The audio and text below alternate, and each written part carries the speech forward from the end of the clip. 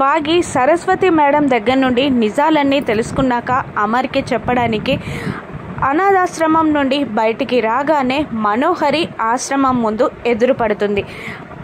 Saraswati madam చెప్పిన నిజాలన్నీ తెలుసుకొని బాగి మనోహరిని అసహ్యంగా చూస్తూ ఉంటుంది. మనోహరి బాగిని కోపంగా చూస్తూ ఉంటుంది. వాళ్ళ చూపులు అలా కాల్ చేసేలా చూసుకుంటూ ఉంటారు. ఇంకా రాథోడ్ ఇలా కోపంగా అంటూ ఉంటాడు, ఇంకా ఈవిడ గారితో ఏంటి మిస్ అమ్మ, పద ఇంటికి, సార్కి నిజాలన్నీ చెప్పేద్దాం అని రాథోడ్ అంటూ ఉండగా మనోహరి వాళ్ళకి అడ్డంగా నిలబడుతుంది. దాంతో బాగి మనోహరిని పక్కకి నెట్టేసి వెళ్ళి కార్లో కూర్చుంటుంది. రాథోడ్ కార్లో కూర్చొని కార్ స్టార్ట్ చేయబోతుండగా మనోహరి ఆ కార్కి అడ్డంగా నిలబడుతుంది. అక్కడే ఉన్న సరస్వతి మేడం మనోహరిని కార్ ముందు నుంచి పక్కకి తోసేస్తుంది. దాంతో మనోహరి కింద పడుతుంది.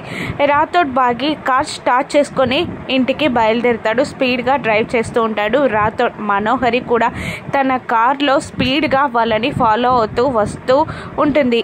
అమర్ హాల్లో కూర్చొని సీరియస్గా ఏదో ఆలోచించుకుంటూ కోపంతో రగిలిపోతూ ఉంటాడు. ఇక ఫస్ట్ బాగి వాళ్ళ కార్ లోపలికి ఎంటర్ అవుతుంది. కార్ ఆగగానే స్పీడ్గా కార్ డోర్ తీసి పరిగెత్తుకుంటూ అమర్ దగ్గరికి వస్తూ ఉంటుంది బాగి.